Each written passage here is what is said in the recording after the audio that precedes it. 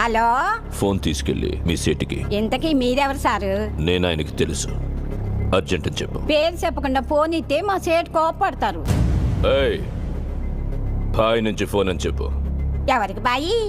మా సేటుకు బాయా, చెట్టు పెళ్ళడానికి బాయా? నేను ఖల్లీదిని మాట్లాడుతున్నాను. ఇంతకే నువ్వేం చేస్తావు? నా గురించి తెలీదా నీకు? టీవీలో చూడలా? టీవీలోనా? ఏ సీరియల్లో వస్తావు? మారుతుంగా సాలి. కేకరే గుచ్చా? మేము రహితుంగే పోనా? సరే, మీ సేట్ ఇంట్లో ఉన్నాడా లేడా?